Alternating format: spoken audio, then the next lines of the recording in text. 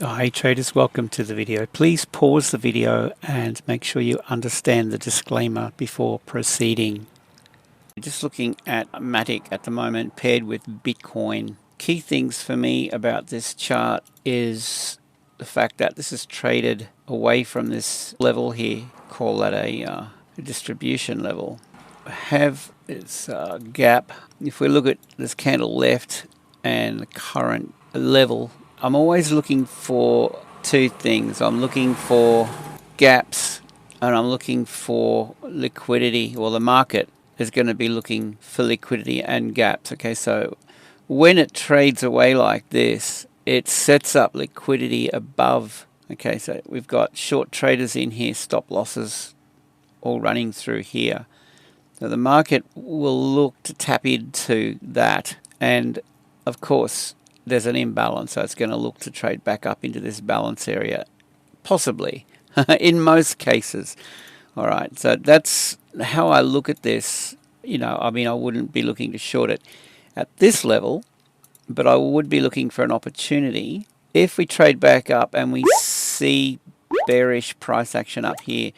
So what we'll do is we'll mark up this level back here as well. All right, call that support if you like. And we've got this range between these two levels. So when we go down to, say, a 15-minute or even a 5 or a 3-minute, okay, so it's kind of making its way back in through here at the moment. So I'm thinking, if we do trade back into this level here, so just watch here and here, see how it reacts around here if it does trade back up. And then you want to see this sort of topping formation, and I can show you on the lower time frame what that looks like, what to look for. So that's my take really. I'm thinking possibility we see a retrace, and it kind of makes sense if we pull a fib, go back out to the 4-hour, market trades away, we grab the Fibonacci fib retrace and we pull it from the high down to the low, and then we get 61.8786 zone. So what I want to do now is show you how I get involved with this. And we're going to go out. By the way, guys, join my Discord group. It's free. The link is below. I'm just going to open up a 2-chart layout here. I've got a set of rules in terms of how I trade this. If the higher time frame's bearish, I'm looking for short opportunities after this point here. This is a 30-minute chart. And then on the 3-minute, if we go back, we can find this point, and I'll show you how I get involved with this. Just mark that again. Okay, there it is. When I'm looking at this chart down here, I'm looking for bearish opportunities, right, given it's trading under this cloud.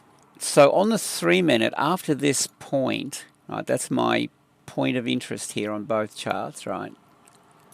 Have a look at this. Well, we're only looking for bearish breaks. So this is the trade I take. When that fires, I'm looking for the pullback, retest of this range, pull back into it, and that's my short. You can see the outcome. These fire over in the alerts log over here. I've got a couple of signals going off, but we can set them up in there. So I'm looking for bearish opportunities, and see, this will get you in right at the top of that move. Now that's kind of what we're looking for. Guys, if you're interested, you can gain access to the indicators. Yeah, DM me, join Discord, it's free, the link is below. There's another break here actually.